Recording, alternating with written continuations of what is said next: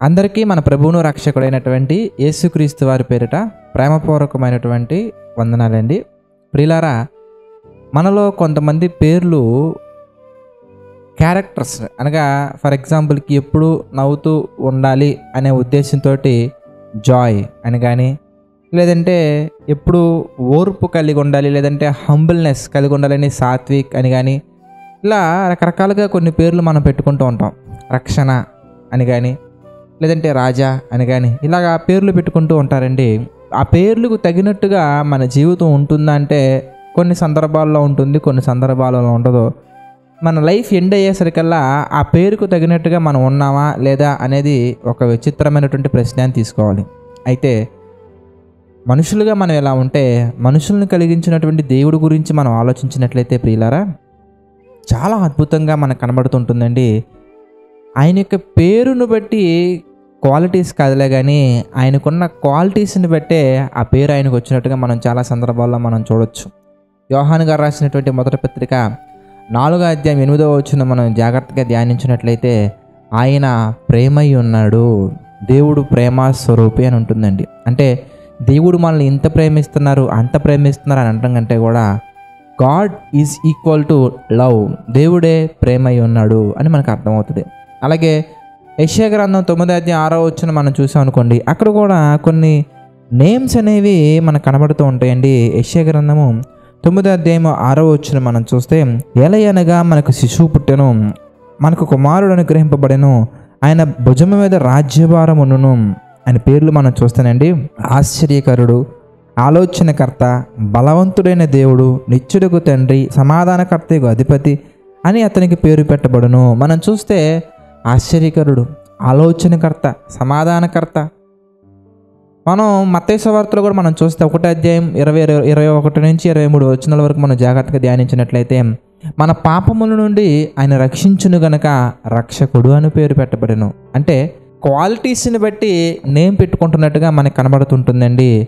దేవునికి మంచి పేరు ఏదైనా కానీ, మంచి లక్షణానికి సంబంధించినటువంటి ఏ పేరైనా కానీ అలా కనెక్ట్ అయిపోతుందండి, అలా సెట్ అయిపోద్ది.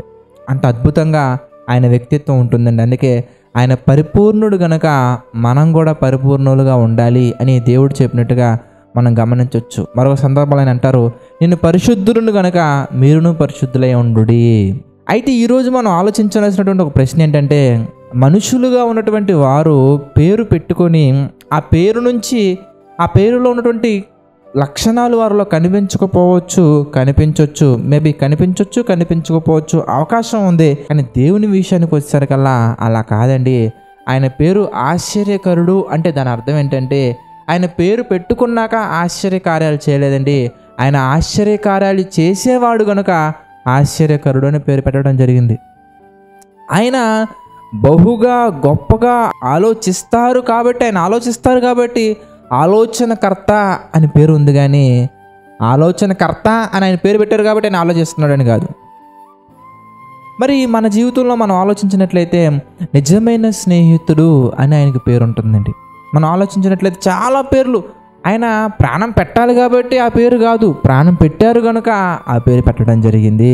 అలాగే నీ జీవితంలో, నా జీవితంలో ఎన్నో శ్రమలు, ఎన్నో శోధనల్లో ఉంటే ఆయన మాట్లాడుతున్నటువంటి మాట నిన్ను విడువను ఎడబాయను అని మాత్రమే కాకుండా, మరి కీర్తన గ్రంథంలో ఒక విషయం మనం చూస్తానండి, కష్టాలలో, కన్నీళ్ళలో కలవరపడుతున్నటువంటి మన అందరం కూడా గుర్తుంచుకోవాల్సినటువంటి ఒక అద్భుతమైన విషయం మీకు చెప్తానండి. ఈరోజు మీరు బాగా జాగ్రత్తగా ఆలోచించినట్లయితే, దేవుడికి ఆశ్చర్యకరుడు అనే పేరు ఉంది కదా, అంత గొప్పగా ఆయన ఆశ్చర్యక్రియలు ఏం చేశారయ్యా అని మీరు ఆలోచిస్తే 1 కాదు 2 కాదండి, అనేకమైనటువంటి ఆశ్చర్యక్రియలు ఆయన చేసినట్టుగా మనకు కనబడుతుంది. మీరు చూస్తే ఒక పెద్ద చెట్టుకి చిన్న కాయలు, చిన్న తీగ లాంటి పాదులకు మాత్రం పెద్ద పెద్ద కాయలు, చూడటానికి చాలా ఆశ్చర్యంగా ఉందో చూసారా. దాని వెనక ఆయన ప్రేమ ఎంత దాగి ఉంటుందో. నక్షత్రాలు కానీ, సూర్యుడిని కానీ, చంద్రుడిని కానీ, ఏమండి చాలామంది మనసు నెమ్మదిగా లేనప్పుడు, మనసు కలతగా ఉన్నప్పుడు అలా సముద్రం దగ్గరికి వెళ్ళి అలా కూర్చొని అలా సముద్రం నుంచి వచ్చి అలా మనం చూస్తూ ఉన్నామంటే మనసు చాలా ప్రశాంతంగా ఉంటుందండి. లేదంటే ఏదైనా ఒక వాటర్ ఫాల్స్ దగ్గరికి వెళ్ళి మనం కొండ మీద నుంచి అలా పారుతున్నటువంటి వాటర్ని మనం చూస్తే చాలా నెమ్మదిగా ఉంటుందండి, మనసుకు చాలా హాయిగా ఉంటుందండి. అదే మనం ఒక ఫారెస్ట్లో మనం అలా జర్నీ చేస్తూ మనం వెళ్తుంటే ఆ చుట్టుపక్కల ఉన్నటువంటి పచ్చని చెట్లు, ఆ చెట్లు కొండల్ని ఆవరించి ఉన్నప్పుడు దావీదు గారు మాట్లాడిన మాటలు మనం గుర్తు చేసుకుంటే ఎంత వండర్ఫుల్గా ఉంటాయోనండి. అందుకే ప్రతి ఒక్కటి ఆశ్చర్యంగా చేసినటువంటి దేవుడు సృష్టి విషయంలో మాత్రమే కాదు, మన జీవితాల్లో కూడా మనం ఆలోచించినట్లయితే కొంతమంది జీవితాలు మనం గమనించామనుకోండి, బైబిల్లో నుంచి పెద్ద యుద్ధం మీదకి వచ్చేస్తూ ఉంటుందండి. చాలామంది అమ్మో ఇంకా మా జీవితం అయిపోయింది అనుకుంటూ ఉంటారండి. జస్ట్ కొండతోటి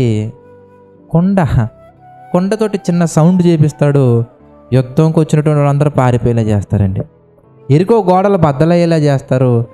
మనం చూస్తే యుద్ధం జరుగుతూ ఉంటుంది, ఒక పక్కన యెహోషువ గారు ప్రార్థించగా సూర్యుడు చంద్రుడు ఆగిపోయినటువంటి సందర్భాలు ఇవన్నీ కానీ ఆశ్చర్యాలేనండి.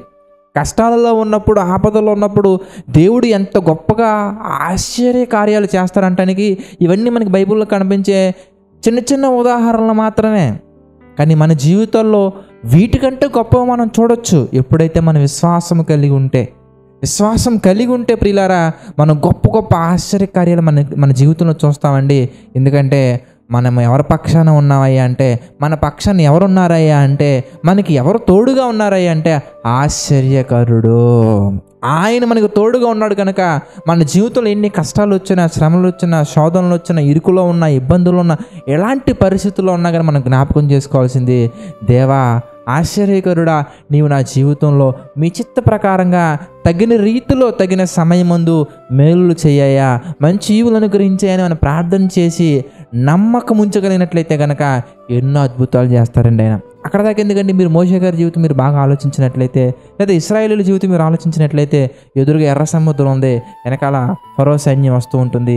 ఎవరైనా ఊహిస్తారా? మీరు చెప్పండి, ఎవరైనా కానీ ఊహిస్తారా ఎర్ర సముద్రం మధ్యలో నుంచి నడుచుకుంటూ వెళ్ళొచ్చని? ఎవరు ఊహించరండి. దేవుని యొక్క పిల్లలు మాత్రం ఊహించగలరండి. కనుక అక్కడ మనకి మార్గం లేనట్టుగా కనబడుతుంటుందండి. అక్కడ సరైన మార్గాన్ని, సరళము చేయబడిన మార్గాన్ని సమస్యల్లో ప్రభువు మనకి అందిస్తారు, చూపిస్తారు. కొరింథీయులకు రాసినటువంటి మొదటి పత్రిక 10వ అధ్యాయం మనం జాగ్రత్తగా గమనించినట్లయితే అక్కడ కొన్ని విషయాలు మనం చూద్దామండి. 13వ వచనం మనం చూద్దామండి. సాధారణముగా మనుషులకు కలుగు శోధన తప్ప మరి ఏది మీకు సంభవింపలేదు. దేవుడు నమ్మదగినవాడు, మీరు సహింపగలిగినంత కంటే ఎక్కువగా ఆయన మిమ్మల్ని శోధింపబడనీయడు.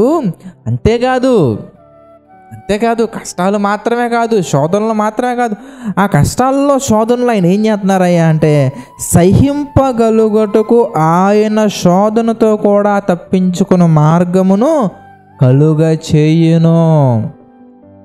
మార్గము లేని ప్రాంతంలో మార్గాన్ని ఆశ్చర్యమైనటువంటి రీతిలో కలుగ చేసేవాడు మన దేవుడు. ఆయన మనతో ఉన్నప్పుడు దేనికంటే మనం గాబరపడాలి, దేనికంటే మనం కలవరపడాలి, దేనికంటే మనం చింతించాలి? చింతలన్నీ మాని నిశ్చింతగా దేవుని యొక్క గుండెల మీద ఆనుకో, దేవుని యొక్క కౌగిల్లో ఉండిపో, దేవుని యొక్క సన్నిధిలో అలా నిలిచిపో. మన జీవితాన్ని నిలిపివేసి ఏ కష్టమైనా కానీ నీ ధర నిలవకుండా పారిపోయేలా చేసే బాధ్యత ఆయన తీసుకుంటారు. ప్రార్థన చేసుకుందామండి. దయగల తండ్రి, ప్రేమగల దేవ, పరిశుద్ధ సకలాశీర్వాదములకు కారణభూతులైన తండ్రి, అనేకమైన విషయాలు మాకు తెలియజేస్తూ చిత్త ప్రకారంగా నడిపిస్తున్నందుకు కృతజ్ఞతాస్తుతులు చెల్లించుకుంటున్నాం తండ్రి. మమ్మల్ని దీవించండి, ఆశీర్వదించండి, బలపరచండి ప్రభువా.